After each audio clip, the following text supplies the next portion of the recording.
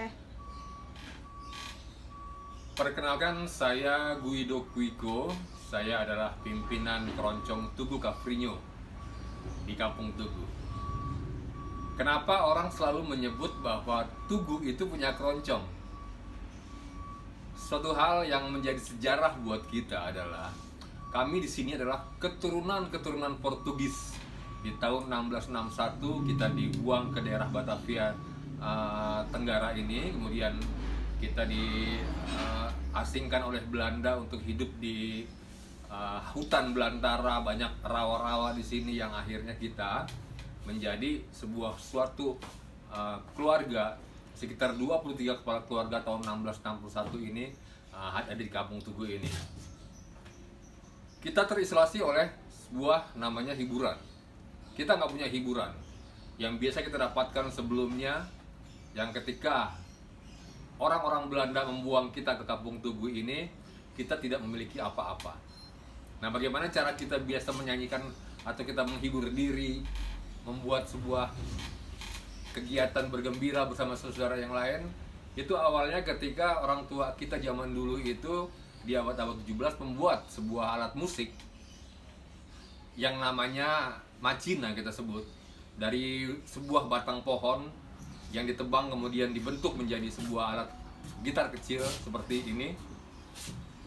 Nah, itu akhirnya menjadi sebuah orang-orang di sekitar Kampung Tugu ini merasa bahwa orang Tugu kok punya alat musik begitu. Kita sebut adalah macina. Macina ini dibuat dari sebuah batang pohon besar, kemudian dipotong sedemikian kecil ini, yang awalnya ini masih asli buatan orang Tugu karena dawainya ini masih berbentuk kayu. Kayu ini kayu bulat. Ya, ketika kita mainkan terdengar suara cerong. Orang menyebutnya keroncong. Lalu kemudian banyak ketika orang-orang tua kita pada saat setelah selesai mereka mencari nafkah siang hari, sore-sorenya itu mereka berkumpul satu dengan keluarga yang lain sambil menyanyi bergembira sama-sama, menyanyikan lagu apa saja pada saat mereka itu. Nah, disitulah orang-orang melihat bahwa di Kampung Tugu ini kok ada sebuah tradisi bermain musik di Kampung Tugu yang akhirnya menjadi sebuah adat, tradisi. Ketika di Kampung Tugu ada sebuah adat yang namanya rabu-rabu, mandi-mandi, kita bermain keroncong, kita bergembira bersama saudara yang lain merayakan hari itu. Di abad-abad 18 awal, keroncong di Tugu ini mulai dikenal orang. Mulai orang-orang Belanda suka dengan kegiatan tradisi musik yang ada di Kampung Tugu ini, yang kemudian akhirnya kita diundang untuk tampil di setiap acara-acara kenegaraan Belanda pada saat itu. Kita kemudian menjadi sebuah kelompok kecil yang kemudian bergerak sehingga pada awal abad 19, tepatnya tahun 1925 itu, oleh seorang Tugu keturunan Portugis, Joseph Kuiko, dia membentuk sebuah organisasi yang namanya Orkes Pusaka Keroncong Morisco Tugu anno 1661. Anno 1661 ini adalah sebuah ungkapan bahwa anno itu adalah tahun di mana kita berdiri. Orkes Pusaka Keroncong Morisco Tugu itu berdiri pertama kali di Kampung Tugu, dan akhirnya berkembang. Kita mulai dilirik-lirik orang.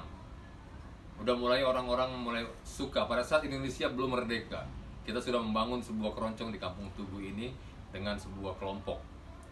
Tahun 35 kemudian Joseph mengembalikan keroncong Tugu ini kepada adiknya. Dia memberikan sebuah semacam kayak sebuah kepercayaan kepada adiknya untuk melanjutkan di tahun 35 kepada adiknya Jacobus Kuiko. Dari Jacobus Kuiko sendiri ini kemudian memperlebar lagi sampai tahun 1978 beliau meninggal, digantikan lagi oleh adiknya Samuel Kuiko. Samuel Kuiko ini adalah orang tua saya. Ketika orang tua saya itu mengembangkan di tahun 78 sehingga tahun 2006 beliau meninggal, itu keroncong Tugu semakin besar namanya. Jadi orang mengetahui bahwa apapun yang ada di Kampung Tugu ini adalah sebuah kegiatan bermain musik orang-orang Tugu. kita diundang untuk acara-acara kenegaraan, pemerintahan maupun event organizer segala macam. Kita sudah hampir di seluruh Jakarta, tepat di Jakarta ini kita sudah pernah kita bermain di tiap-tiap hotel atau objek-objek wisata. Nah, di tahun 2006 ketika saya pegang, saya lanjutkan lagi, disitulah mulai berkembang lagi. Jadi saya adalah generasi keempat hingga Keroncong Tugu ini ada di Kampung Tugu. Jadi tugas saya adalah menjaga sebuah tradisi Kampung Tugu yang bernama Keroncong Tugu, yang akhirnya kita sendiri merasa bahwa ini adalah sebuah tradisi yang tidak bisa kita tinggalkan begitu saja, dan saya harus mencari lagi generasi baru lagi untuk menjadi masa depan saya, masa depan Keroncong Tugu. Secara murni, secara khasnya Keroncong Tugu, secara identitasnya Keroncong Tugu, bagaimana Keroncong Tugu itu bergerak, dan bagaimana Keroncong Tugu itu dianggap bahwa sebuah keroncong yang menjadi sebuah tradisi dan kearifan lokal di wilayah Kampung Tugu ini. Berbicara mengenai orang mengenal bahwa Keroncong Tugu itu adalah cikal lahirnya keroncong di Indonesia, itu saya pikir tergantung bagaimana Bapak Ibu sekalian menilai kami. Karena apapun juga, keroncong bergerak dan dikembangkan oleh teman-teman kita di daerah Jawa Tengah. Mereka mengembangkan secara luas, membuat sebuah kurikulum, membuat apapun juga, dia bentuk lagi keroncong itu menjadi beberapa sebutan untuk keroncong seperti langgam, stambul, ada semacam kayak alternatif apa segala macam yang sekarang mulai berkembang, keroncong mulai berkembang. Itulah teman-teman kita yang di Jawa Tengah ini mengembangkannya, sehingga lahir sebuah lagu di tahun 1935 itu, lagu Bengawan Solo, langgam yang diiringi oleh keroncong. Kemudian keroncong itu semakin berkembang. Banyak teman-teman kita, orang-orang tua kita, senior-senior kita yang mengembangkan keroncong secara luas di luar. Jadi inilah Keroncong Tugu, bagaimana kita hanya sebagai penerus. Tugas kami di sini adalah hanya untuk mempertahankan musik Keroncong Tugu ini tetap selalu abadi, lestari, dan bagaimana Keroncong Tugu itu bertahan pada koridornya, menjaga tradisinya, tidak terpengaruh oleh apapun juga yang ada di yang masuk, musik-musik dari luar itu masuk. Dan inilah kami, inilah kita. Intinya daripada semua ini adalah ayo kita bersama-sama mengembangkan keroncong, musik keroncong Indonesia ini. Jangan melihat latar belakang apa segala macam, silakan maju, melakukan sebuah perubahan, suatu yang dianggap menjadi sebuah tantangan buat kita, karena era sekarang adalah era milenial, yang dimana kita harus menjemput anak-anak muda itu menjadi sebuah organisasi, tempat di mana anak-anak muda itu berkumpul, di mana mereka harus mengenal keroncong, mereka harus membuat sebuah suasana keroncong itu menjadi lebih indah lagi. Itulah tugas-tugas dari generasi kita yang untuk generasi milenial. Ada satu lagu yang dibuat oleh orang Tugu. Sebenarnya banyak lagu-lagu yang dibuat orang Tugu. Satu saja saya ingin katakan bahwa kita orang Tugu ada keturunan Portugis yang dari Malaka.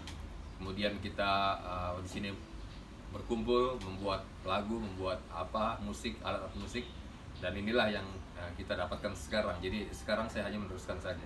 Ada sebuah lagu yang yang menjadi ciri khas berbahasa Portugis Tugu. Jadi orang Tugu punya bahasa, namanya bahasa Kreol, Papia Tugu. Ya. Judul lagunya Gatu Matu. Yo lateng unga gatu suaka belu pretu dretu yo so lungku bergonya kere busca filu bunitu yo so lunungku bergonya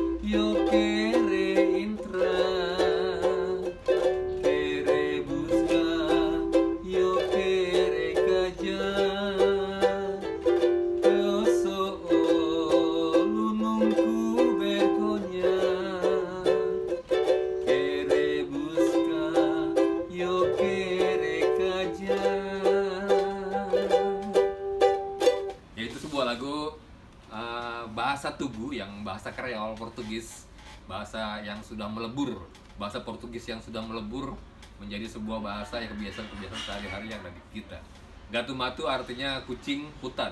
Gatu itu adalah kucing, matu itu adalah hutan. Gatu matu itu ceritanya yo o lateng unga gatu. Yo itu saya, lateng itu yo o lateng unga. Saya punya satu ya, satu unga, satu yo o lateng unga gatu. Saya punya seekor kucing. Ya. Siswa kabelu pretu dretu, dengan bulunya yang lebat. Ya, kira-kira seperti itu, menceritakan sebuah kucing yang kita temuin, dia mencari makan, gatu anda-ronda, kucing mencari makan, terus dia mendapatkan sebuah ratu kaba, itu seekor tikus besar, dan dia makan, dan seperti itu.